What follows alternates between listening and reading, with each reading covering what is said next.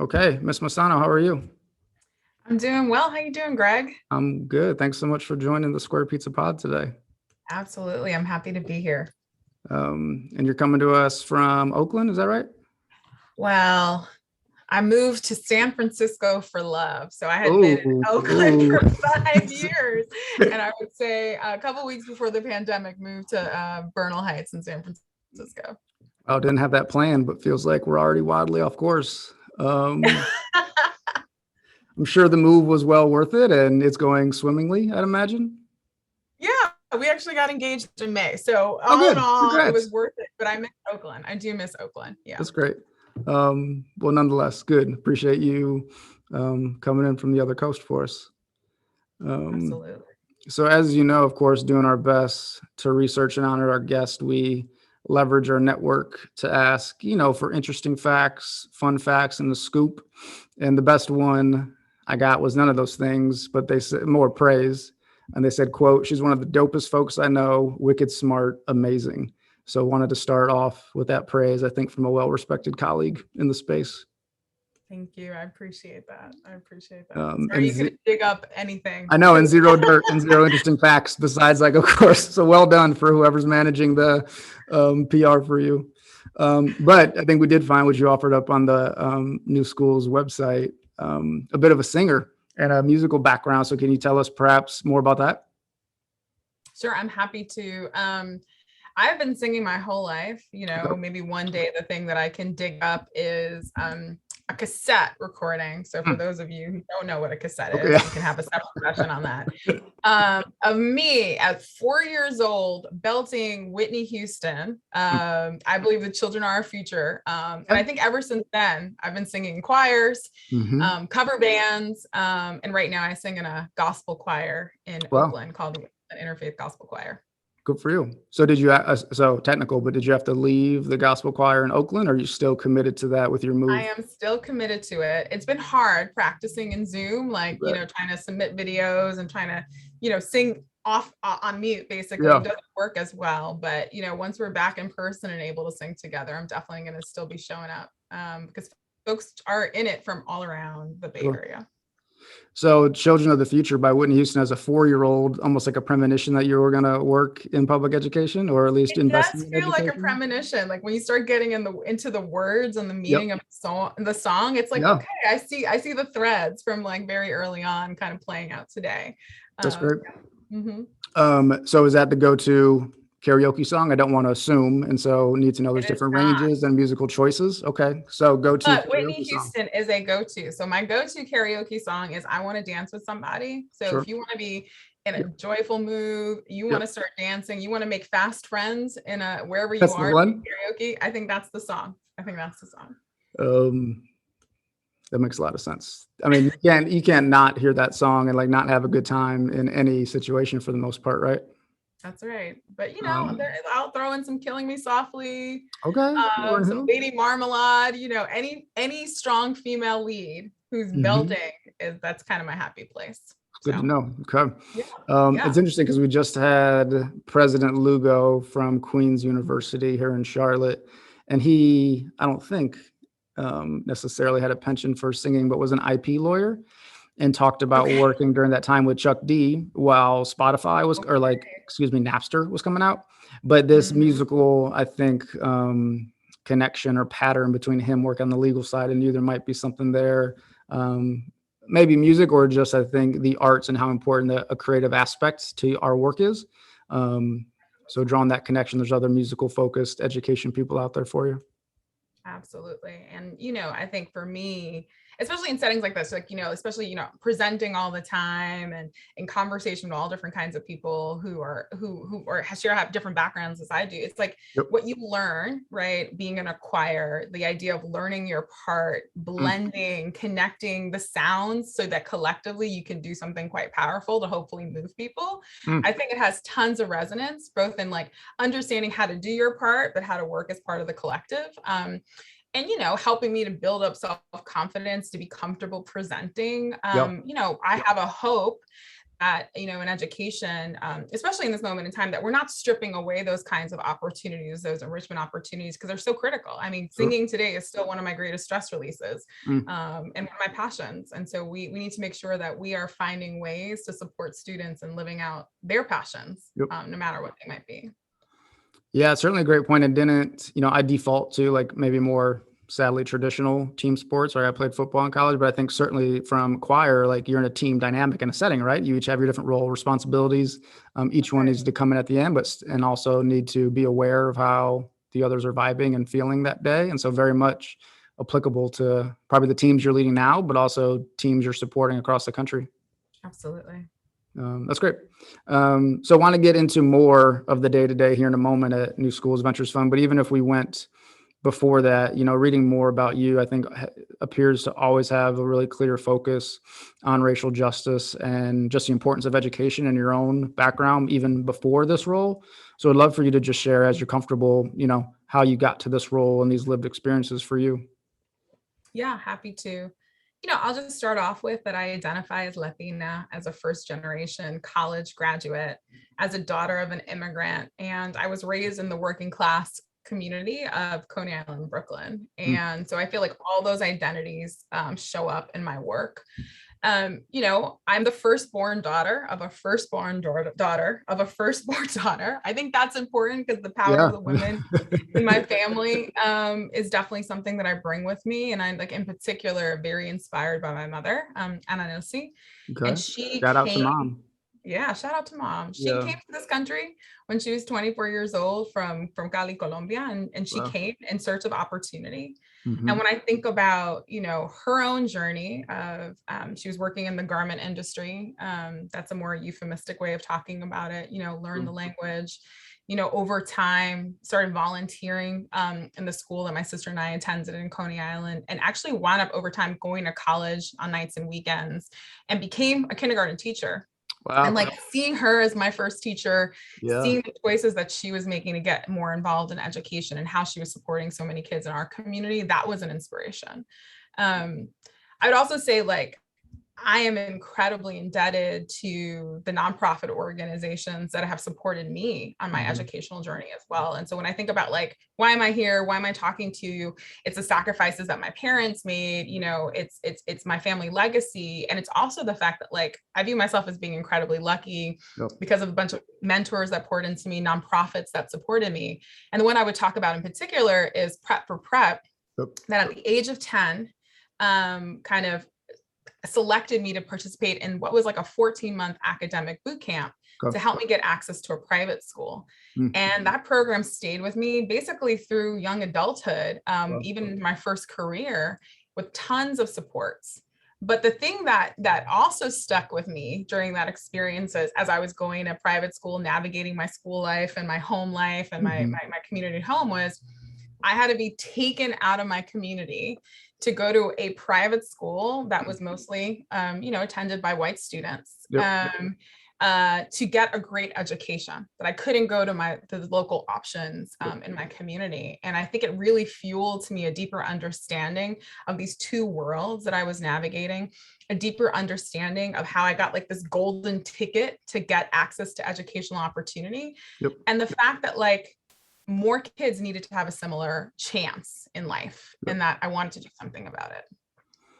And you are on so many levels, right? But I mean, so many also, I think points to dive in there without us getting too lost. But sounds like, education was obviously so important to you, and then seeing your mom continue to invest herself in education and be your teacher, as you said.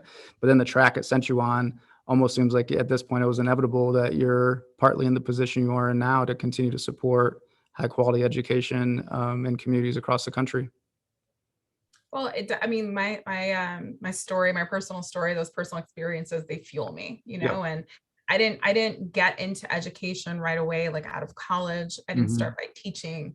But what I found myself doing in my early career was I kept on asking myself the question of, like, what's my purpose? Like, what am I supposed to be doing? And I found myself always kind of volunteering with education organizations and nonprofits, and always being drawn to to this experience that I had very early on in life, to the experiences and like the lessons I was taught from my family, and wanting to do something about it, and really thinking about, well, like, how do I take some of the strengths and skills from that I think I have, some of my gifts that I have, and how do I apply it to this issue that's been incredibly important, and an issue that, you know, without the help of nonprofit organizations, without the help of strong educational institutions, like, you know, like, you know, what I would say is I think education has the opportunity to be a great mobilizer, right? To change life trajectories, but the pathways to opportunity are closed off for far too many. And so I wanted to work on that issue.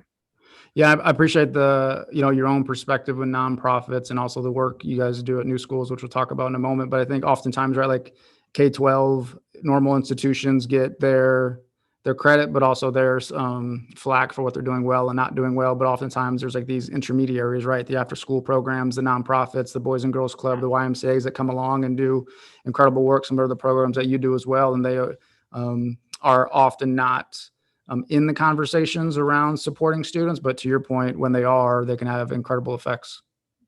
Absolutely. And I do think that's one possible change that's emerging in this moment in time, especially as more students and families started to rely on community-based organizations to support their own kids in this moment in time where we were all sheltered in place. Like, I wonder if the awareness we have about the power of wraparound supports, the power of nonprofits, if there's going to be a new kind of focus on them in this moment in time. We'll see. Sounds like you're leaning towards yes, there might be a new focus in that, or you're seeing some promising models, I'd guess.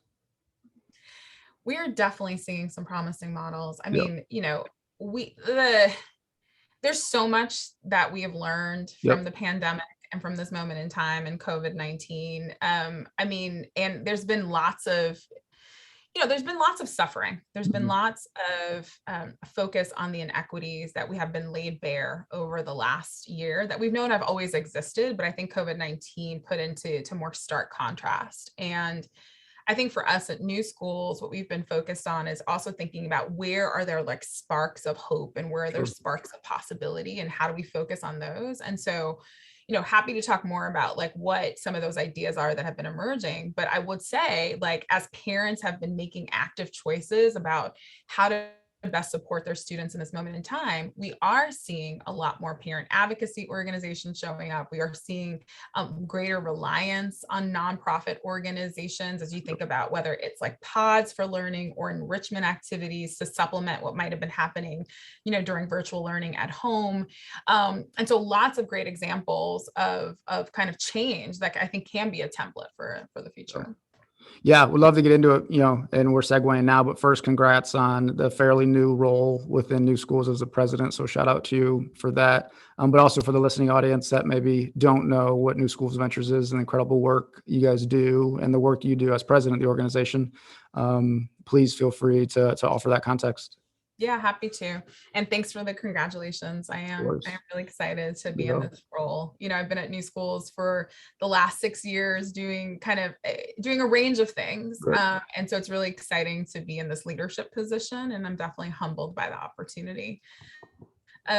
You know, New Schools, we're a nonprofit organization that focuses on supporting early stage education innovators who have powerful ideas for how we reimagine education, right? So what that means is that we find, fund, and support diverse leaders across the country with those new ideas so that we can think about how we can play a role in creating a more just and equitable education system. That's the shorthand. Yeah.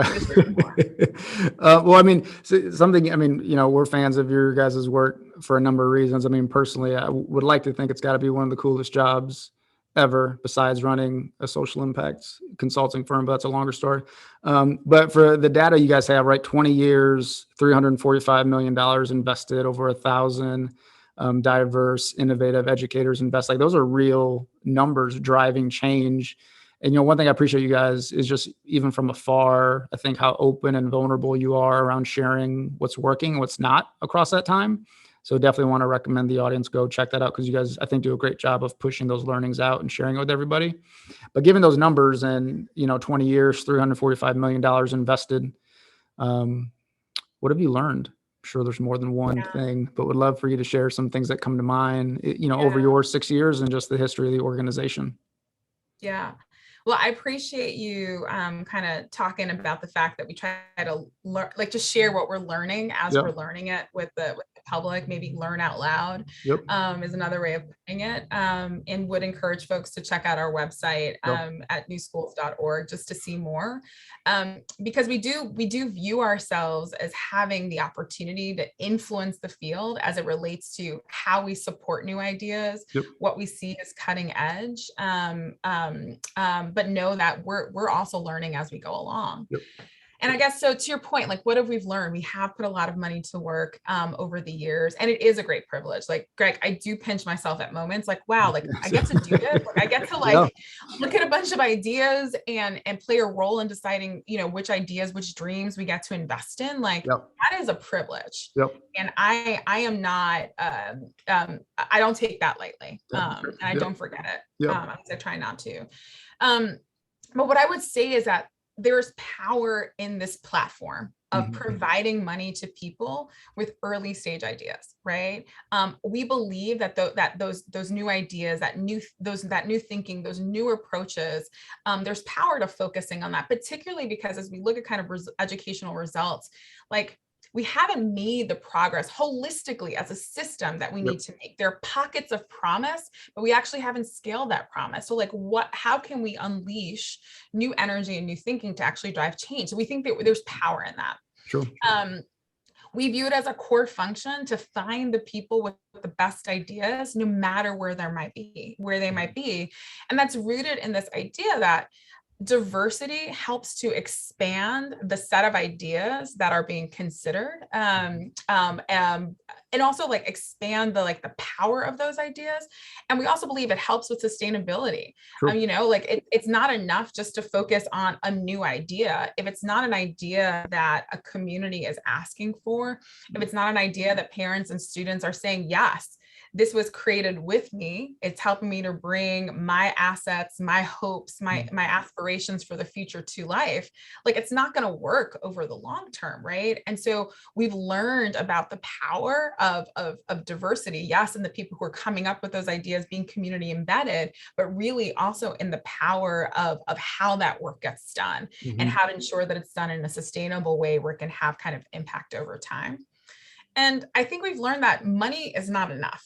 And so for social entrepreneurs, no matter what kind of sector you're focused in, yes, there's the rat race to raise money. And, we are an intermediary, so we are raising funds too all the time. So I have tons of empathy on that.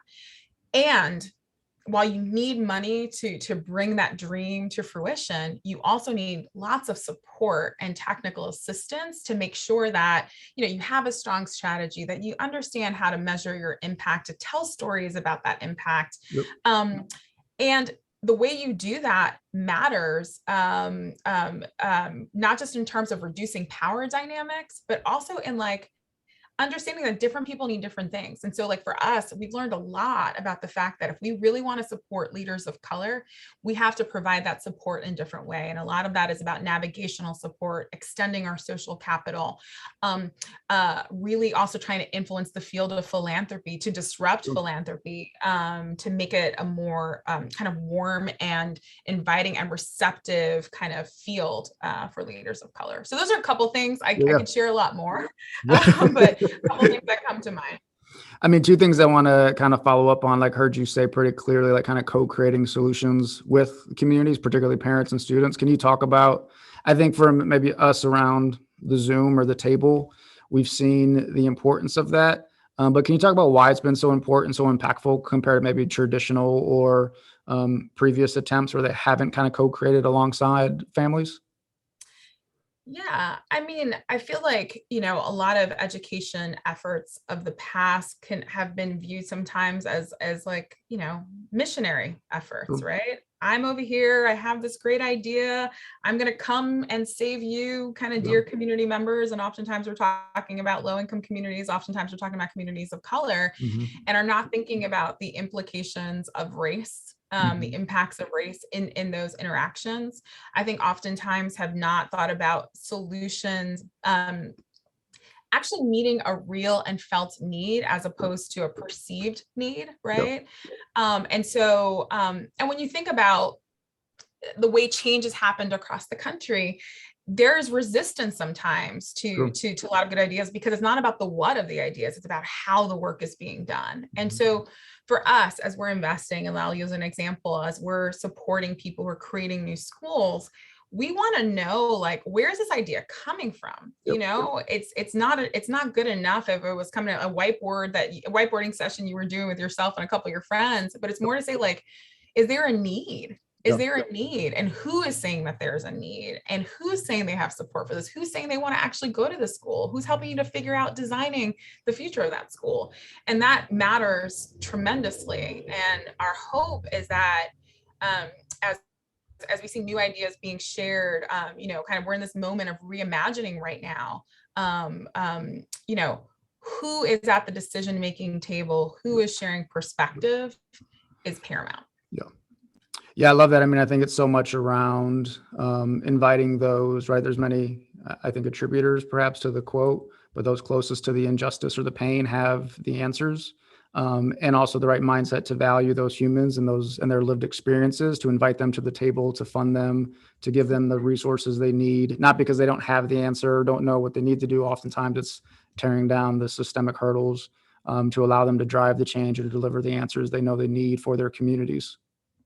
That's right. And I think in education, we're trying to knock down the barriers that have existed to educational opportunity, to professional opportunity, but we're still knocking down all kinds of barriers to access of all kinds. And the ones that you're talking about are access to decision-making tables and access to power. And I think as we are doing this work in education, we have to constantly ask ourselves the question about, like, how are we leveling that playing field? And it's one where I feel like we're starting to make more change on that. We're certainly inspired by the broader, I think, movements that exist outside of education, but there's further we need to go.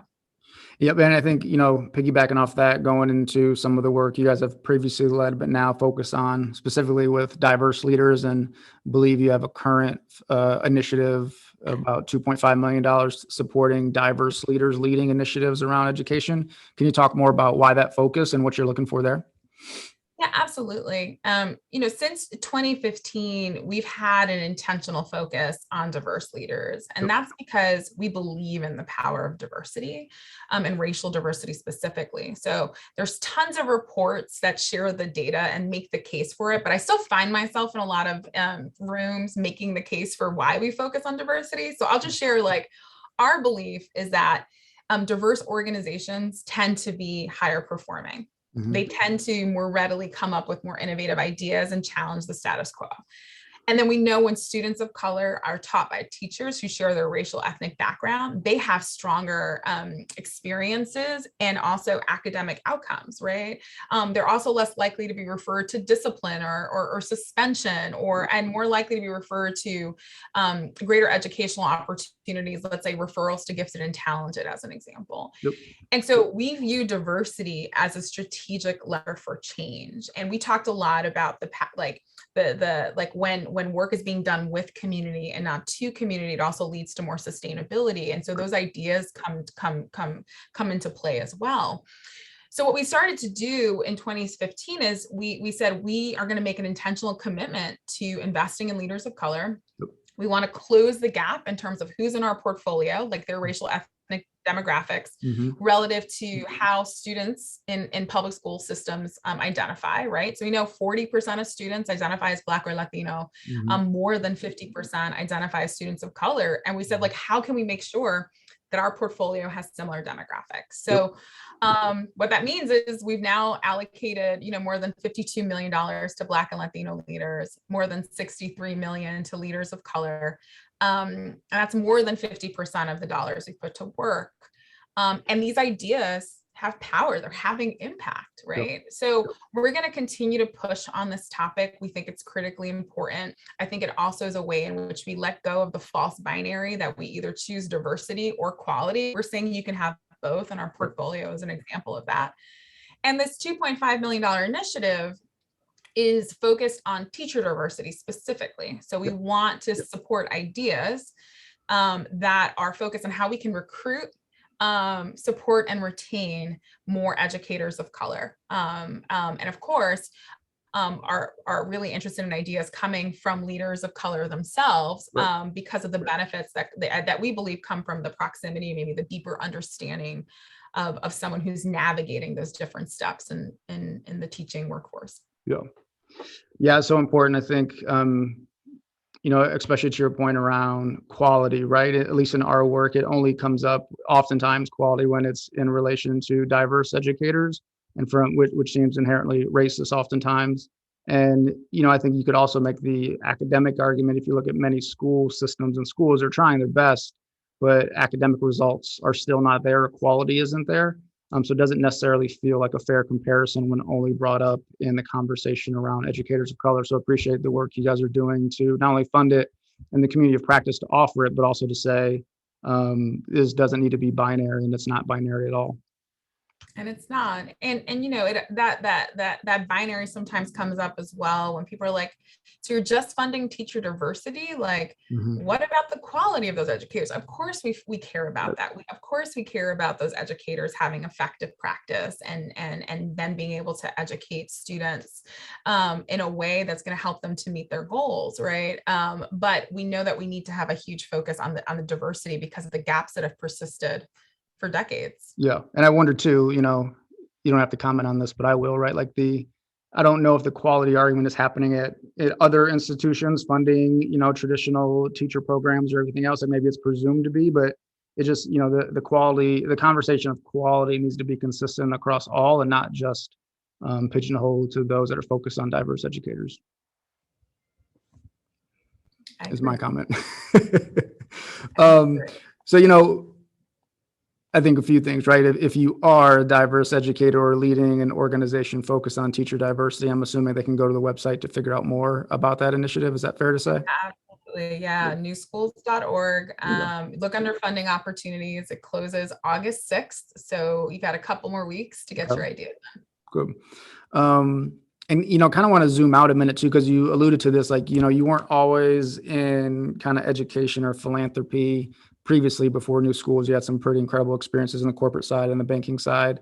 And then now from this over the past 6 years at New Schools, and also think you just have, college background in kind of strategy and org design and that sort of stuff. And so if we can nerd out together a minute around organizational design and high functioning organizations. Strategist. Yes. Yeah. Right. So, I'm going to admittedly ask you a impossible question, but given all those things, like if you could boil down, 1 to 2 to 3 success metrics, strategies, or just kind of common threads you've seen pre and post, feels like you got to have a wealth of knowledge in there, which I know you do. So curious if you could pick a few trends to share with the audience.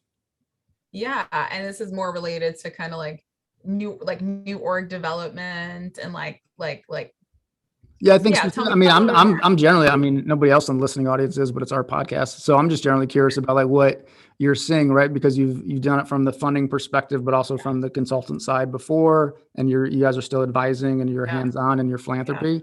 So there's got to be common threads around like sustainability for organizations, storytelling, budgeting, accounting. Like, I don't know, you tell me. Yeah. And what I'll say for those in the audience, I was a strategy consultant for 5 years at Monitor Institute. And, I've always been like a student of business and strategy before that. And do find that I bring that strategy toolkit into my work all the time, especially as we're coaching and advising the organizations that we support. And I've seen a lot. I mean, Greg, and I'm sure you have too. You can probably compare notes. I mean, there are some common threads. Yeah, before New Schools, after New Schools. I find that a lot of people need to do more to workshop their theory of change and theory of action. And so I know those are start to get a little bit more wonky, but I find that a lot of ideas that come across our desk, people have really strong visions about the change they want to see in the world. It's really strong articulations of the problems that exist in education.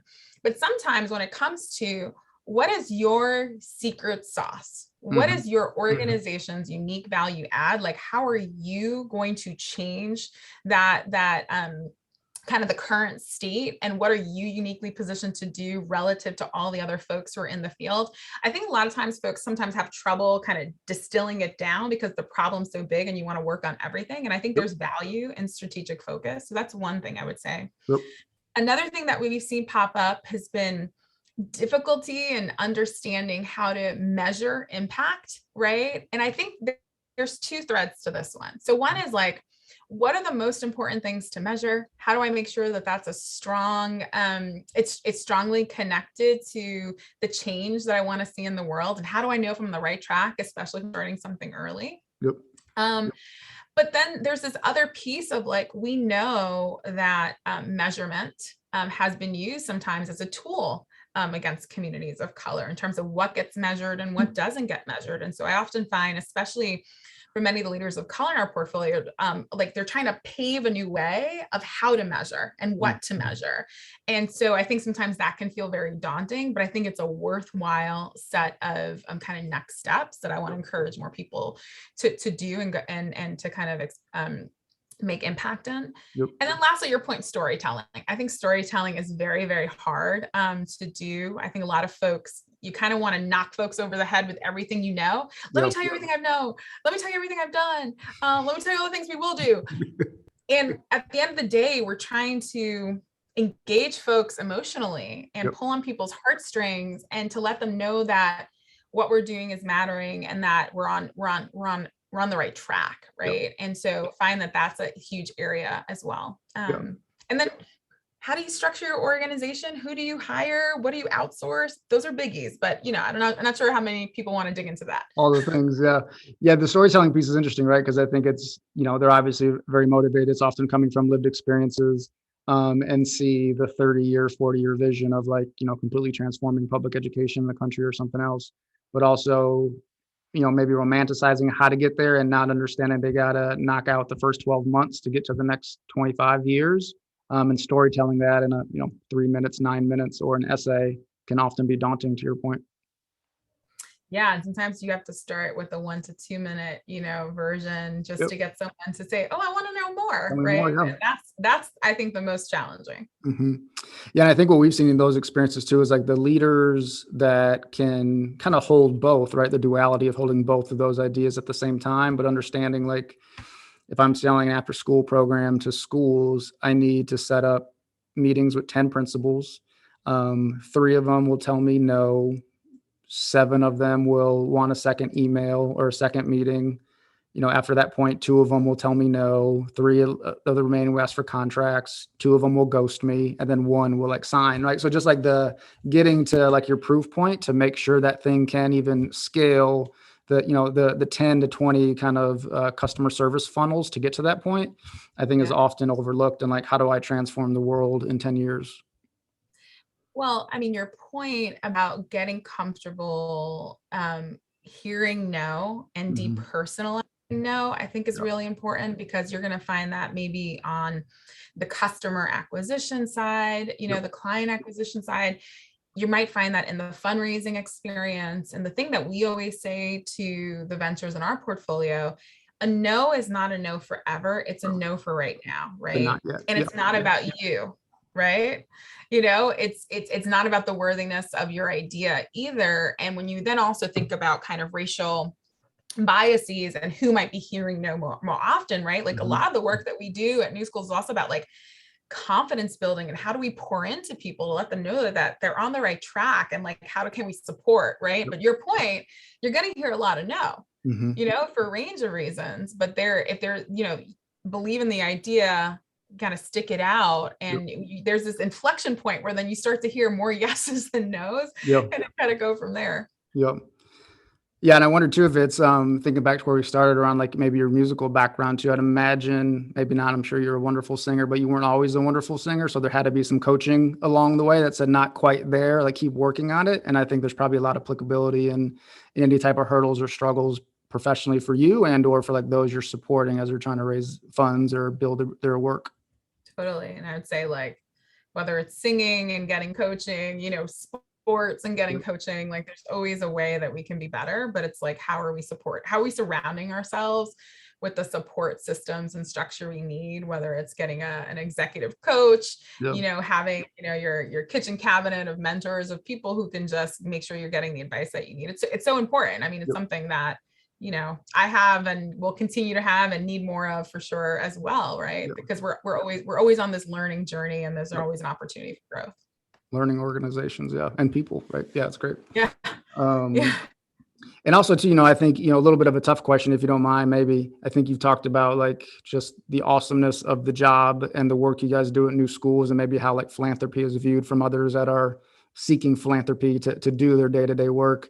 Is there anything you think New Schools is there anything New Schools is working on doing better, or anything you think New Schools needs to do better in the future to continue to drive the work you guys are doing? Yeah. Yeah. I mean, look, I I think we need to play more of a role in disrupting the current state of philanthropy, and that's going to require us disrupting ourselves a bit, Hmm. right? We have invested, as I mentioned, in a lot of leaders of color over the year. We have explicit parts of our investment strategy that are focused on supporting diverse leadership and diverse teachers. We have a new fund focused on racial equity, where we're piloting participatory grant making, so ceding power to a council of 16 people, parents, students, education leaders, to actually allocate the full fund. Hmm. And like, I'm really proud of what we've done. And then I'm super aware of the fact of the broader system of philanthropy in which we operate in. And one of the things that keeps me up at night is like, it's great, we're giving seed capital to a set of early stage folks. We're supporting them in their early years, let's say up to year 3 of their development. But if there isn't broader support for racial equity, if there isn't broader support for leaders of color, like, I wonder, like, are we doing more help or harm, Mm-hmm. and to really make sure that we are actually paving a way for the education field to be different, I think it's requiring philanthropy to be different. And so I constantly ask myself questions about, like, what more should we be doing at New Schools? We have the freedom to try new ideas. How should we be pushing ourselves to the next level? And I'll be curious to hear, what ideas your audience has on some of that. And then what more do we need to be doing to influence the broader kind of education philanthropy sector? Mm-hmm. Yes, we share research. Yes, we've done convening. Yes, we're, kind of thinking about how we bring folks together in community to drive change. But what more? And that's something that I think we can be doing more and better at. Yeah, I appreciate you being vulnerable and sharing. Curious too, like as you talk about disruption and also measurement, going back to maybe the previous question, like any ways in which we all should think about measuring the disruption in philanthropy? Hmm. I think the easiest and clearest and most important metric that we should be using is money flows. Mm-hmm. If you think about it, and this comes back to where we kind of started, it is a privilege to work in a philanthropy where your core job is to allocate money, Mm-hmm. right? To ideas that are aligned with your strategy, to align with your purpose. And I think the way that we should be evaluated is like, where's our money going? Yep. To whom and for what? And how does that actually align with a vision for a more just and more equitable education system? So, yeah, I think that's why we're such a big, I mean, we're biased because of the work we've done and seen around the family empowerment space in North Carolina, but also the work you all are doing and funding parent advocacy groups. And well, I don't know if you're directly funding them, but we are aware of like Memphis Lift, right? And Sarah Carpenter and Oakland Reach out there where you guys are, and the incredible work they're doing. But just the idea of groups like yours funding families and parents to advocate for what they need and want based upon their own lived experiences and those of their children's lived experiences seems like such a game changer, something we're really excited about. Absolutely. And I think, again, it goes back to like, who has the power, who is wielding the power, where does power sit, where is it Mm-hmm. absent? That's the broader conversation. You can't have a conversation about racial equity without talking about power. And to your point, like we have funded Oakland Reach. We're really proud of that partnership. Yep. We're really proud of Lakeisha Young and the great work she's doing in Oakland and the way she's inspiring similar work to happen across the country. And, they really stepped up during the pandemic too, COVID. and Yeah. really thinking about how do they support their parents? How do they leverage their parent leaders to support parents in Oakland to make sure they were getting access to everything that they needed? And so it's so powerful to see how their work is continuing to evolve over time as they think about supporting on literacy and a range of other topics. And so I'm really excited to see where that work goes, Yep. because you're right. Like, we need to see more money flowing to those who are closest to the inequities Mhm. to really, identify the solutions that we need to drive change. And I will say, so an update, Greg, we Okay. are starting to fund parent advocacy organizations. That was a new Good. update in 2021. It's Okay, it's good. an extension of our parent leadership work, Yep. but it's for all the reasons that you mentioned. Yeah. And is that a current invitation for those out there, or is that closed, or where is that at in the process? We did close that funding opportunity, Okay. but I'll tell you this, right? Yep. We are putting $35 million to work every year, and that's just our investment budget. Mm. And we're constantly building pipeline of new leaders. When I say pipeline, basically I mean we're constantly trying to meet new folks with strong ideas for change Yep. across the country, Yep. right? And so what I would say is my invitation is introduce yourselves to us. Tell us Yep. about your work. We will have that funding opportunity available next year. And so can get you in the queue for that. That's great. Yeah. And, shout out to Lakeisha and Oakland Reach. We were on a conference call with them probably early on in the pandemic when they were kind of switching and doing an empowerment fund to kind of raise money, then use their families they were inviting families in, using a rubric to decide the families in Oakland that they could fund directly to those to help them get through the pandemic. And with their permission, they shared the rubric with us, and we were able to adapt and pivot in a much smaller way with a group of families we were working with here. But we wouldn't be able to have any of that effect without her and her team being so great, but also being willing to share that and walk us through the process in a way that what worked for them and what didn't. And so I think it probably speaks to your all's leadership and their ability to open source that and be willing to share across the country. Yeah, I take no credit for that. That is Lakeisha, and that is the group of parent leaders Yep. that she has the privilege of working with, right? Who are really pushing on doing this work in a fundamentally different way. So no, we can take no credit, but we have been excited about the fact that we've been able to support her work in some way.